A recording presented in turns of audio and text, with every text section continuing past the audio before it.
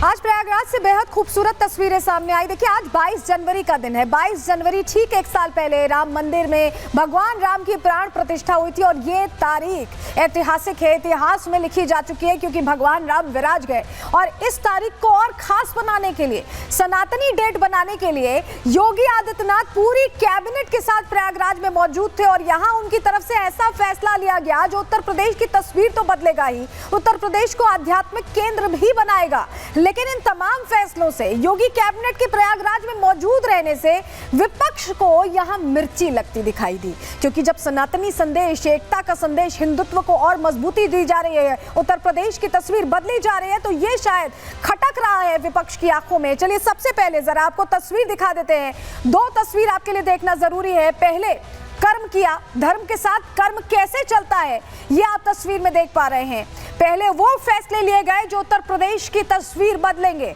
पूर्वांचल का ये पूरा इलाका यहाँ पर अलग तरह से विकसित होगा, रोजगार के अवसर पैदा होंगे, विकास पर फोकस रहेगा, वो फैसले आज लिए गए हैं। और दूसरी तस्वीर देखिए, स्नान कर धर्म भी निभाया है। योगी आदित्यनाथ योगी हैं और ऐसे में पूरी कैबिनेट उन्हीं के रंग में रंगी नजर आई और सभी ने स्नान ध्यान किया है। ये तस्वीर अपने आप में बता रही है कि कर्म और धर्म साथ साथ चलते हैं और जब साथ साथ चलते हैं तो विकास की नई रूपरेखा तैयार होती है और इसी की कोशिश है योगी आदित्यनाथ सरकार की। जरा ये तस्वीर भी देख लीजिए।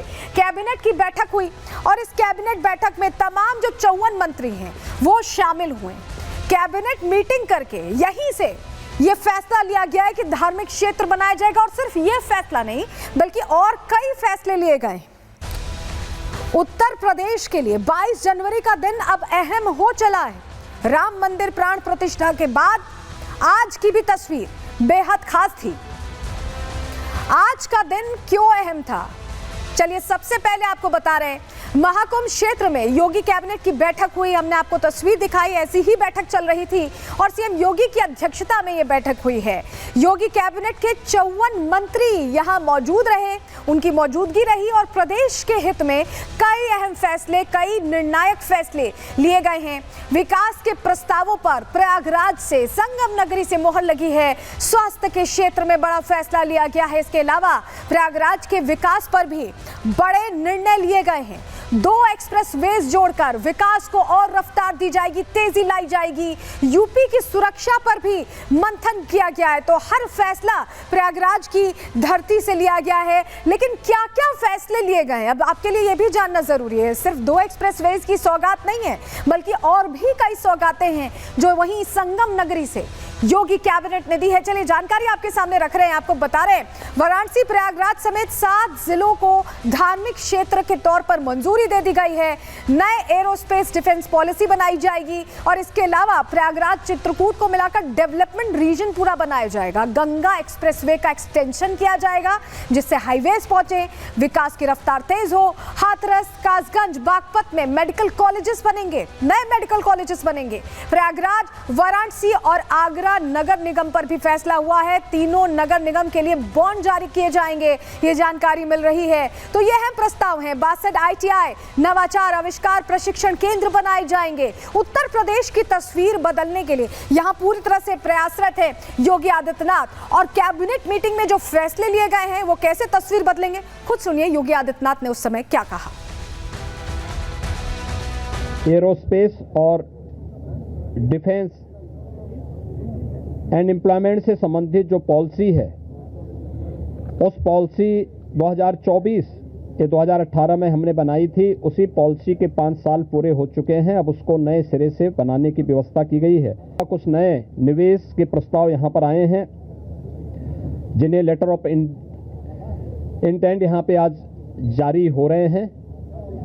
इनमें एक मिर्जापुर का है, 10,000 करोड़ रुपए से अधिक का निवेश का है। एक मुरादाबाद का है, जो KGMU का सैटेलाइट सेंटर था उसे मेडिकल कॉलेज के रूप में स्थापित करने और मेडिकल कॉलेज में नेक्स्ट सेशन में उसको संचालित करने का निर्णय लिया गया है।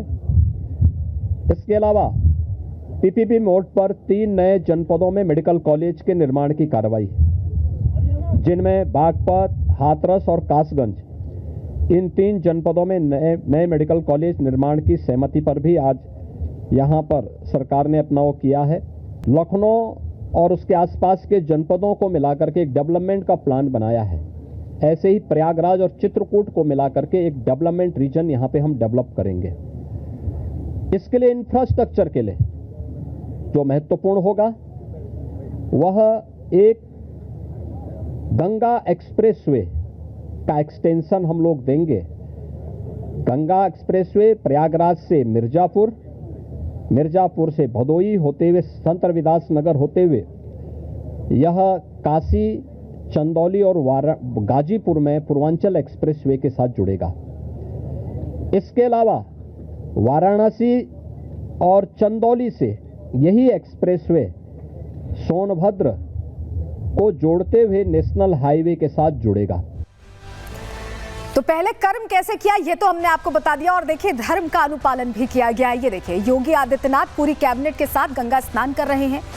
गोरखनाथ पीठ के पीठाधीश्वर हैं, योगी हैं, और ऐसे में मां गंगा की गोद में उतरते दिखाई दे रहे हैं, क्योंकि प्रयागराज में महाकुंभ में आस्था की डुबकी हर शख्स लगाना चाहता है। और जब योगी हो तो योगी तो अपने धर्म के रास्ते पर चलते दिखाई देंगे। ये तस्वीर आपने देखी, और ये देखिए ये सनातन की बौछार भी देख लीजिए, थोड़ी यहाँ मस्ती होती भी दिखाई दी। ये तस्वीर भी खास है क्योंकि तमाम जो मंत्री हैं, 54 मंत्री थे और सभी साथ में गंगा में डुबकी लगा रहे थे।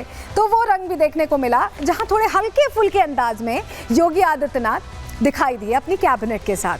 हालांकि ऐसा बहुत कम होता है कि इस तरह के मूड में योगी आदित्यनाथ दिखाई दे, लेकिन तस्वीर अपने आप में खास थी। और ये तस्वीर देखिए, पूजा करने के बाद, स्नान ध्यान करने के बाद उन्होंने सोचा कि माँ गंगा की गोद में कुछ देर बैठ जाएं। संगम माँ की गोद में कुछ देर बैठे तो पूरी कैबिनेट उनके साथ यहाँ पर बैठती दिखाई दी, और उसके बाद फोटोज भी सबने क्लिक कराई। तो ये अपने आप में बेहद खास और थोड़ी अलग तस्वीर योगी आदित्यनाथ की। गंगा की गोद में योगी आदित्यनाथ बैठे कैसे दिखाई दे रहे हैं ये तस्वीर में आपने देखा। लेकिन ऐसा नहीं है कि ये पहली बार हुआ। 2019 में भी प्रयागराज में जब अर्धकुंभ हुआ था तो मंत्रिमंडल के साथ संगम स्नान किया था योगी आदित्यनाथ ने, और अब 2025 में प्रयागराज महाकुंभ में 54 मंत्रियों के साथ फिर से महाकुंभ में स्नान किया है। तो ये ऐसी तस्वीर पहली नहीं है, ये पहले भी आ चुकी है अर्धकुंभ के दौरान भी, और अब तो महाकुंभ है 144 साल में आया है, तो इस दिन को और खास बना रहे हैं, इस पूरे वक्त को और खास बना रहे हैं। जरा ये तस्वीर भी देखिए, वैदिक मंत्रों का जाप यहाँ किया गया, और वैदिक मंत्रों के जाप के साथ योगी कैबिनेट ने पूजा अर्चना की। संगम तट पर ये साधना की तस्वीरें आपको दिखा रहे हैं।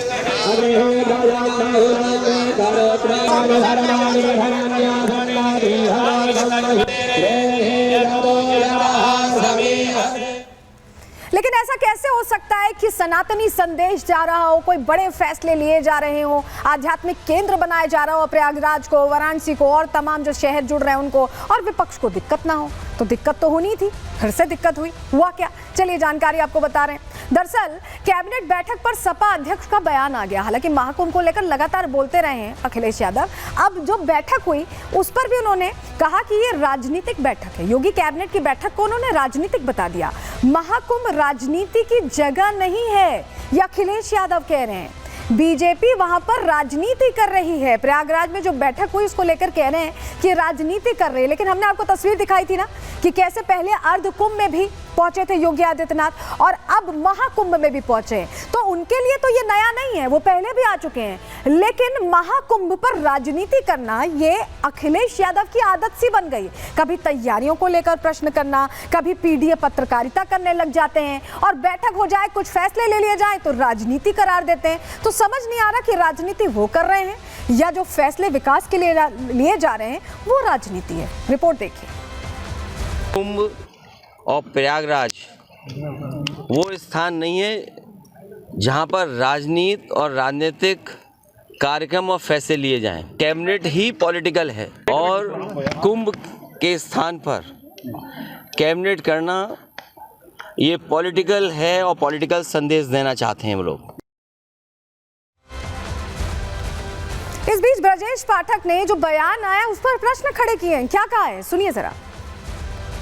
आज अखिलेश जी ने जो कहा कि आप राजनीति को धर्म के साथ मिला देते हैं, ये धार्मिक आयोजन है, आप राजनीतिक फैसले ले रहे हैं। देखिए, जहां सनातन संस्कृति का चरमोत्कर्ष दुनिया देख रही है, तो दुनिया के लोग यहाँ इकट्ठा हैं और सब लोग ये जाने कि उत्तर प्रदेश सरकार उनकी चरणों की सेवा के लिए लगातार लगी हुई है। इसलिए पूरी प्रदेश सरकार आज प्रयागराज में संगम तट पर उपस्थित है। अगर आप मीडिया चलाना बंद कर दे, कहना बंद कर देंगे। अच्छा। ये वातानुकूलित कक्षों में बैठ करके सोशल मीडिया और इलेक्ट्रॉनिक प्रिंट के माध्यम से केवल अपनी भड़ास निकालते हैं। जनता जनार्दन जो संगम तट पर विराजमान है, जो लोग रह रहे हैं, जो आ रहे हैं, जा रहे हैं और सब प्रफुल्लित है, आह्लादित हैं अद्भुत अलौकिक कुंभ को देख करके।